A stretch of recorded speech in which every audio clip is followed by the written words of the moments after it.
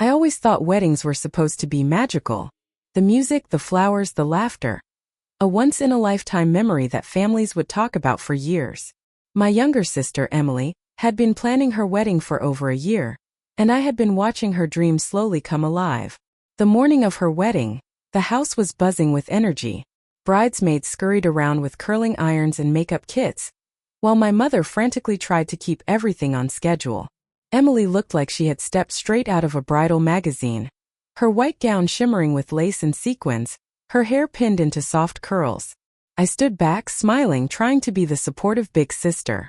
But in my chest there was this heavy knot I couldn't shake. You see, my family wasn't exactly the picture of perfection. We looked perfect from the outside. A successful father, a graceful mother, 2 daughters who never wanted for anything. But under the surface, cracks had always been there. Cracks I tried to ignore for years. And that morning, as I looked at my dad, I noticed something strange. He seemed nervous. Not the "my daughter is getting married" nervous. It was different.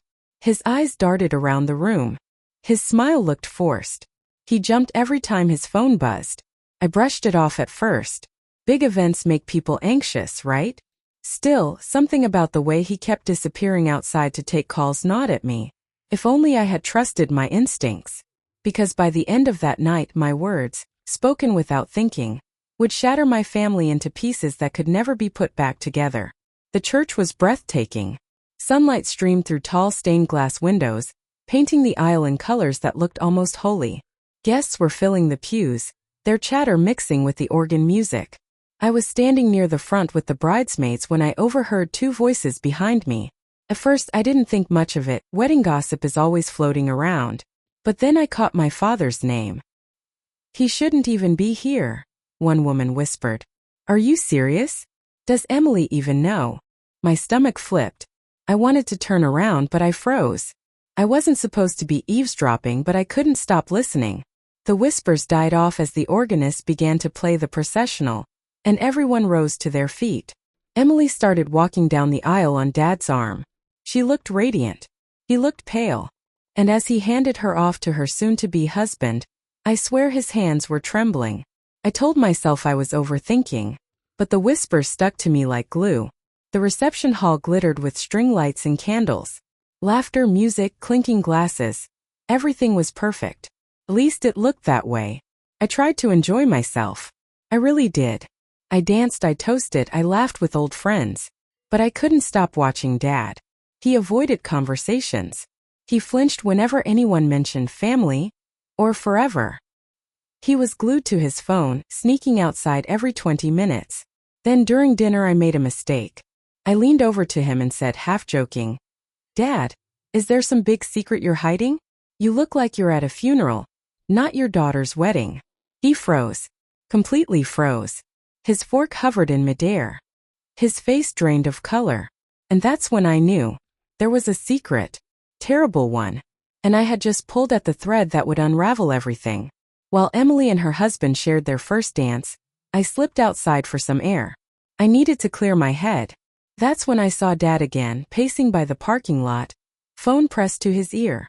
His voice was sharp, urgent. Nothing like the calm, collected father I thought I knew. I only caught fragments. "No, not today. Are you insane? I told you this is the worst possible time." Then he stopped cold when he noticed me. His expression was pure panic. Before I could ask, his phone buzzed again. And in his clumsy rush to silence it, a message popped up on the screen. I wasn't supposed to see it. God, I wish I hadn't. It read, "If you don't tell them, I will." My blood ran cold. Tell us what? And that was the moment I realized the secret wasn't just his. It was about all of us. Back inside, the reception was in full swing. Glasses clinked as everyone laughed at the best man's speech. Emily's husband was glowing, his hand never leaving hers. It should have been perfect. But my mind was still stuck on that message. If you don't tell them, I will. I watched Dad as he stood to give his toast. His voice shook as he held the microphone, his usual confidence nowhere to be found. "To my beautiful daughter Emily," he began, clearing his throat, "and her wonderful husband Mark. May your love be everlasting and your life together honest and full of trust." That word, honest. He hesitated before saying it, his eyes flicking briefly toward me, like he knew I'd seen something. My stomach twisted. The room erupted in applause, but I couldn't clap. I just stared, wondering what my father was hiding, and why it was eating him alive on what should have been the happiest night of his daughter's life. After the toast, I slipped outside again. I needed space, needed to breathe. That's when I saw her. A woman I didn't recognize was leaning against the wall near the parking lot. Dark hair, sharp eyes, a glass of wine in her hand. She wasn't dressed like the other guests. No sequins, no bright colors, just a plain black dress. She caught me staring and smirked. "You must be his other daughter." Her voice made my chest tighten. "I'm sorry, do I know you?" She shrugged casually, as if this wasn't the most terrifying thing I'd ever heard. "No, but I know your father." I froze. She sipped her wine slowly, deliberately, like she had all the time in the world. "He didn't tell you, did he?" I wanted to demand answers, but my throat was dry. My heart was pounding so hard I thought she could hear it. Before I could say anything, she walked away. Just like that. Vanished into the crowd of cars. And suddenly I wasn't just suspicious. I was terrified. I couldn't sit still anymore. My mind was racing. I tried to focus on Emily, on the music, on anything but the storm in my chest. But the more I tried to ignore it, the more restless I became. Finally, during dessert, I leaned toward Dad. "Who was that woman?" I asked quietly. His fork froze mid-bite. "What woman?" "The one outside. Black dress. She said she knew you." His jaw clenched. "You must be mistaken." I opened my mouth to argue, but Emily tapped her glass with a spoon, smiling at us all. "I just want to thank everyone for being here tonight. This means the world to me and Mark." Everyone cheered. I stayed silent. Dad avoided my eyes the rest of the evening, and that silence told me everything I needed to know. Whoever she was, he didn't want me to find out. By the time the dancing started, I couldn't take it anymore. I pulled Mom aside, trying to sound casual. "Hey, do you know that woman in the black dress?" Mom blinked in confusion. "What woman?" She said she knew Dad.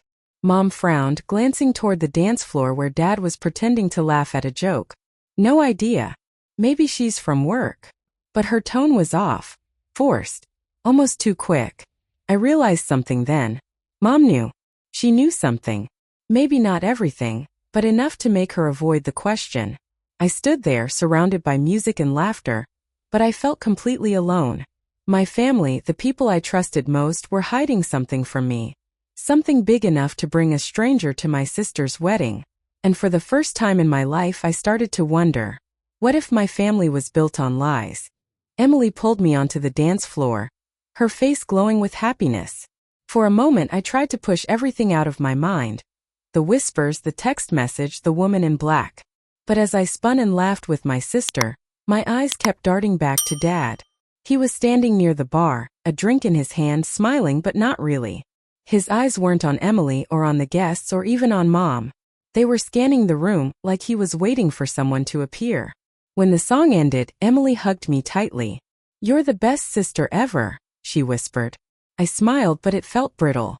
Because deep down, I knew that before the night was over, her perfect world would be shattered.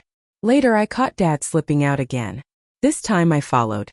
I found him near the back entrance of the hall, phone pressed to his ear, his voice low and harsh. "Not here. Not now. You promised." He stopped when he saw me. "Who are you talking to?" I asked. His face turned red, then pale. "Work.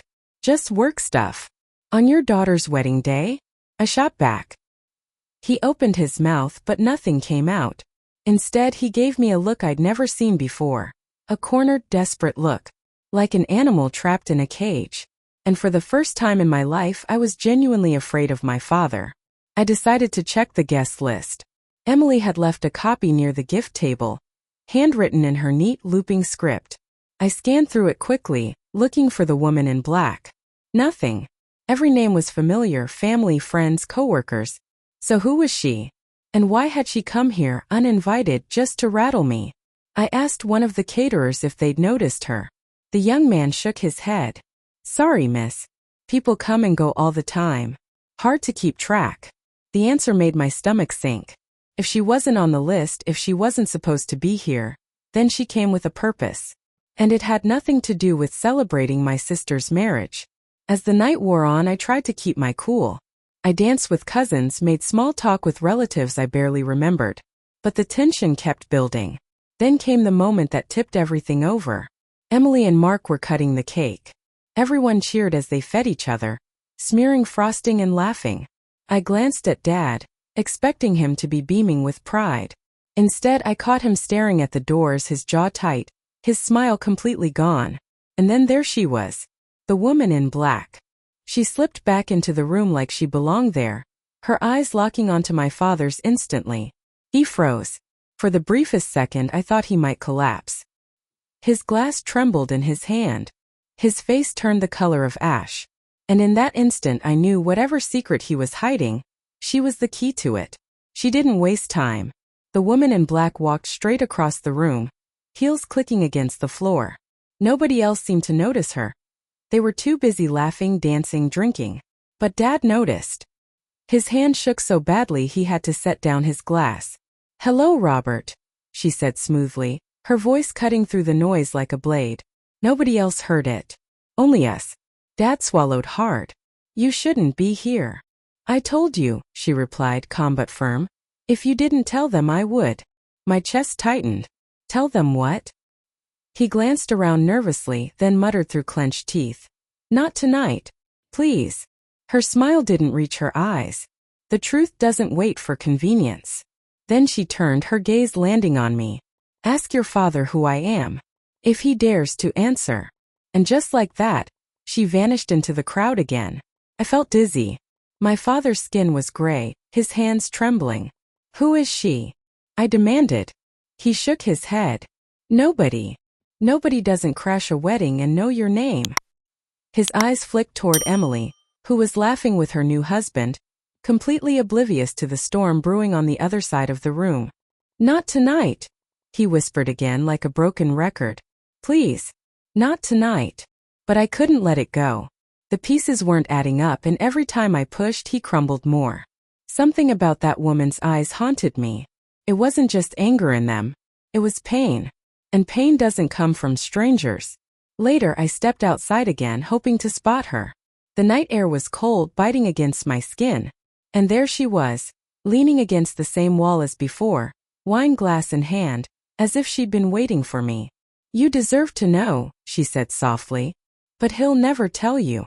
I swallowed hard. "Then tell me yourself." Her eyes softened for just a moment. "I'm not here to hurt you. I'm here because you've been living a lie your whole life. He should have told you. He should have told all of you." My throat went dry. "Told us what?" She glanced back toward the hall, where the music thudded through the walls. "Ask him. Make him say it. Watch his face." And then, before I could ask another question, she slipped into the shadows, disappearing into the night. When I returned inside, I caught Dad watching the doors again, panic written across his face. I walked straight up to him, my voice low but sharp. "She said you've been lying to us." He froze. "She said we've been living a lie our whole lives." "What does that mean?" His mouth opened, then closed. His mask was cracking. For the first time in my life, he looked small, fragile. But then Emily came running up, laughing and pulling us toward the dance floor. "Come on. Family dance." Dad forced a smile. But it wasn't real. And I couldn't stop thinking. Whatever he was hiding, it wasn't small. It was big enough to shatter everything. And once it came out, nothing would ever be the same. Dad tried to keep himself together, but the mask was slipping faster now. During the family dance, he moved stiffly, barely smiling. At one point, he whispered to Mom, and I caught the flicker of irritation in her eyes. "Robert, not now," she hissed, though the music drowned most of it. I stepped closer. "What did you say to her?" He shot me a warning look. "Enough." But his voice cracked. Just a little. Enough to let me know his composure was falling apart. And as I stood there, I realized something chilling. If the woman in black decided to walk into the center of the room and speak, she could blow up everything in a single sentence. The night moved in fragments. Toasts. Laughter. A clinking of glasses. But I wasn't really there. I was watching Dad unravel piece by piece. Every time someone mentioned family, or love, or forever, his jaw clenched. His hand tightened around his drink. His eyes darted toward the shadows of the hall. And every so often I thought I saw her slipping between guests, always just out of reach. Nobody else seemed to notice. Maybe they thought she was just another guest. But I knew better. She wasn't here to celebrate. She was here to destroy. Mark's best man clinked his glass and launched into a heartfelt speech. People laughed and clapped, Emily beamed, and Mark blushed. Then it was Dad's turn. He stood up, his face pale, his hand trembling as he held the microphone. I just want to say how proud I am of Emily. And how beautiful this night is. His voice faltered. He glanced toward the back of the room, and there she was. The woman in black standing silently, arms crossed, eyes locked on him. Dad's voice cracked. And how much family means to me. To all of us. The room clapped politely, but I was too busy watching him crumble. He couldn't even say the word family, without looking like he might break. After his toast, he nearly stumbled off the stage. I caught up with him in the hallway. You can't keep doing this, I snapped. Whatever she's holding over you. It's eating you alive. He pressed his hands to his face. For a long moment he didn't speak. Then in the faintest whisper he said, "She's not just some woman. She's blood." My chest tightened. What do you mean? His eyes met mine, watery and broken. She's family. She always has been. And I never told you. The floor felt like it dropped out beneath me. I stared at him, unable to breathe. Family? What are you saying? My voice came out as a whisper. Dad's hand shook. His eyes darted around the empty hallway, as if someone might overhear. Her name is Margaret. She's my daughter. The words hit me like a punch to the chest. Your daughter? I almost choked. You mean you cheated on Mom? He closed his eyes. It was before Emily was born. I made a mistake. I thought it was gone, buried. But it wasn't. She grew up knowing who I was. And I never told anyone. The room spun around me. My father, the man I'd always seen as steady and loyal, had been living a lie for decades. And now the lie was standing right outside in a black dress, demanding to be seen. I backed away from him, heart racing. So she's my sister? His silence was the answer. You've let Emily plan this perfect wedding. Let Mom believe in this perfect marriage. While all this time you've had another daughter? His face crumpled. It was wrong. I know. But I didn't want to ruin everything. I thought if I ignored it, it would disappear. But people don't disappear. Not when they've been erased. I thought of Margaret's eyes, the mix of rage and pain. She wasn't here to ruin us out of spite. She was here because she'd been denied her place her whole life. And I couldn't stop the question from clawing its way out of me. What else hasn't he told us? I walked back into the reception, my body numb, my mind racing. Every laugh, every toast, every dance felt like a performance on a stage about to collapse. And there she was again, Margaret. This time she didn't look at Dad. She looked at me. A silent challenge. Are you going to tell them? Or should I? I felt trapped. If I stayed silent, the truth would explode eventually. If I spoke now, I'd ruin Emily's night, maybe her life. I thought of her face, glowing with happiness, the way she hugged me after the ceremony. And I thought of Dad's broken whisper, please. Not tonight. But was it even my choice anymore? Emily was about to toss the bouquet. Guests crowded around, laughing, jostling for position. The DJ's voice boomed over the speakers. I stood frozen, watching the scene, my chest tight. Margaret edged closer to the front of the crowd. She didn't belong there, but nobody noticed. My father stood near the back, pale, sweating, looking like he might collapse. And me? I was caught between two worlds, the one where my family stayed intact through silence, and the one where the truth shattered us forever. I knew one thing for sure. Before the night ended, someone would break the silence. The only question was, who? The bouquet flew into the air, a blur of white flowers spinning above the crowd. Laughter echoed, hands stretched upward. And then silence. Margaret caught it. Nobody clapped. Nobody laughed. A ripple of confusion spread through the room as people glanced around, trying to place her. Emily frowned. Who is she? Margaret held the bouquet like a weapon, her jaw set, her eyes burning holes into Dad. And just like that, the storm I'd been dreading broke open. I'm your sister. The words cut through the air like glass shattering on tile. Gasps erupted around the room. Emily's face drained of color.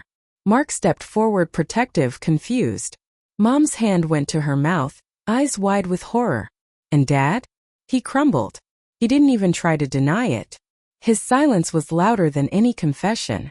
Margaret turned to Emily, bouquet trembling in her grip. I should have been here all along. But he erased me. He pretended I didn't exist. The music had stopped. The night had stopped. And all I could think was, there's no way back from this. Emily's eyes filled with tears. Dad, what is she talking about? Mom's voice was sharp, broken. Robert. Tell her. He shook his head, muttering. Not like this. But it was too late. The truth was already out. Margaret's voice cracked, though her anger didn't. Do you have any idea what it's like to grow up knowing your father chose another family over you? That he watched me from afar but never gave me a place? I came here tonight because I refused to stay invisible anymore. Every word was a hammer blow. And with each one, the image of our perfect family splintered further. Emily broke down, tears streaming down her face. Mark wrapped his arms around her, glaring at Dad like he was a stranger. Mom looked at him with nothing but betrayal in her eyes. Years of trust collapsed in a heartbeat. Dad tried to step forward, his voice trembling. I was trying to protect you all. Protect us. Emily's voice cracked like a whip. You lied to us. You lied my whole life. The bouquet slipped from Margaret's hands, falling to the floor. Nobody moved to pick it up. In that moment, surrounded by silence and shattered trust, I knew nothing about our lives would ever be the same. The reception hall was chaos. Guests whispered, some slipped out quietly, unwilling to watch the family drama unfold. Emily sat on the floor in her white dress, mascara streaking her cheeks. Mark knelt beside her, whispering something only she could hear. She didn't look at Dad again. Mom stood frozen, her arms crossed tightly across her chest, her face carved in stone. The betrayal in her eyes was unbearable. Dad, he looked smaller than I'd ever seen him. A man deflated. His shoulders hunched, his mouth trembling, his eyes never leaving Margaret. And Margaret? She stood tall, almost shaking, but with a strange kind of relief in her posture. She had said it. Finally. After years of silence, she was no longer invisible. I wanted to scream at all of them, to demand they stop tearing Emily's night apart. But the truth was, it was already too late. The wedding was over. Not the marriage, but the dream of what it was supposed to be. Hours later, the hall was empty. Decorations hung limply, abandoned glasses of champagne sat untouched, and the dance floor looked like a battlefield.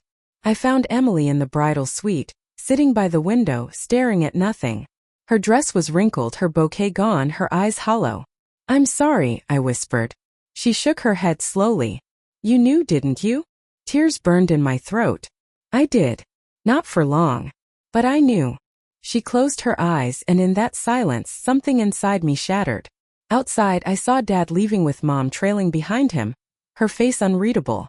Margaret lingered near the doors, her silhouette a reminder that family wasn't something you could bury forever. And as the sun began to rise, painting the sky in pale gold, I realized something. The wedding had ended, but the real story was only just beginning. Because sometimes the biggest vows aren't made at an altar. They're made in silence, in the spaces where families break, and where they might someday try to heal.